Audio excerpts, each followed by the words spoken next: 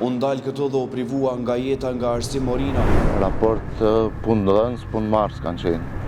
Në nënkalim kishte qenë edhe një grua tjetër me një fëmijë që kishte qenë dëshmitare e rastit, kur e kishte parë të gjithë ngjarjen se çfarë po ndodhte mes Arsim Morinës dhe ish-punëtorës së tij Nexhmia Haradini. Pas vetës la të re fëmijë dhe bashkëshortin e saj në fshatin këtu Stanavc.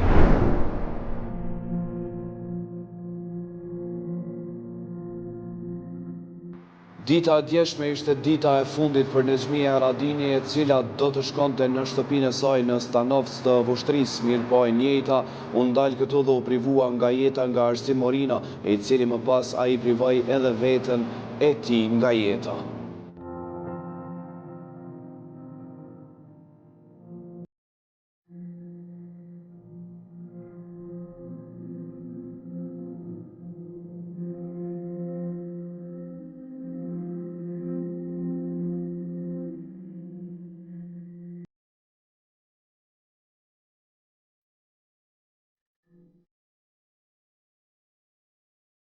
Ne si familje jemi duke pritur edhe raportin e adopcionit dhe pastaj për të vazhduar me procedurat e varrimit, ndërsa unë nuk kem çka më shtu se ato që e kam thonë dje, ajo qëndron dhe faleminderit edhe për angazhimin edhe për zbardhjen që e keni dhënë edhe e keni thonë vërtet. Është gjendje emocionuese, nuk janë mirë, po Zoti ka dashur kështu dhe duhet ta përballojmë.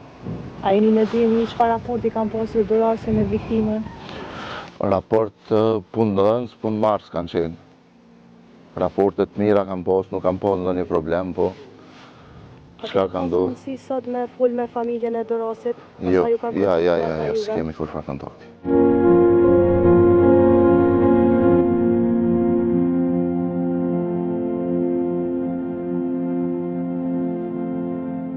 Detajet e tjera të thëna nga familjarët e tashmë të ndjerës Nexhmia Haradini janë se gjatë ditës së djeshme në nënkalim kishte qenë edhe një grua tjetër me një fëmijë që kishte qenë dëshmitare e rastit, kur e kishte parë të gjithë ngjarjen se çfarë po ndodhte mes Arsim Morinës dhe ish-punëtorës së tij Nexhmia Haradini, ku tashmë po ashtu i ndjeri Arsim Morina kishte shtënë me armë zjarrin në drejtim të gruas dhe fëmijës, mirë po fatmirësisht nuk ka mundur që plumi i tij t'i kapi edhe ato, sepse kishin qenë dëshmitarët e vetme që do e tregonin ngjarjen se çfarë kanë parë me sy, ku edhe ky shkak e ka çuar Arsim Morinën pra që ta vetvret edhe veten, pasi që e kishte privuar nga jeta zonjën Nexhmia Haradini.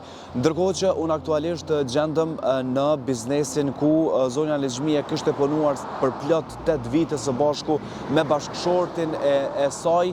E përgjatë 8 viteve, Arsim Morina i kishte larguar me qindra herë nga puna, ku në periudhën e fundit kishte bërë kërkesën nga Nexhmia Haradini që të rikthehej prap në punë, mirë po e ndjera nuk kishte pranuar dhe duke u punësuar dhe kishte marrë vendim të punësoj me njërën prej gjelltorëve pikërisht në këtë rrugë. Jo, më imi që ditë më pas ka pas njëri më të mirë, e ne ka befasu ma shpirt mirë s'ka pas, jo si ekonomik, që vetë i tjerë. A ka qeni martu? Në? A ka qeni martu? Kjo Arsimi, a ka qeni martu? Po, një kur problem që tu s'ka pas, unë e qej 28 vjetë. Ndërkohë që në familjen e Arsim Morinës, përveç që nuk pranon askush që të bisedoj me ne para kamere, ata e kanë hapur të pamën ku janë duke i pritur familjarët e tyre, ndërkohë që as prindi Arsim Morinës nuk pranoj që të flasë, madje nuk e ka ndërmend ta pranoj askënd tjetër. E gjitha çfarë u tha është nga familjarët, sidomos nga dhëndri i Arsim Morinës, ata thanë që ai nuk ka qenë asnjëherë një person i cili ka sjellur telashe brenda shtëpisë ose si diçka të ngjashme, me një fjalë ata janë habitur nga veprimi i tij që ka bërë gjatë ditës së djeshme.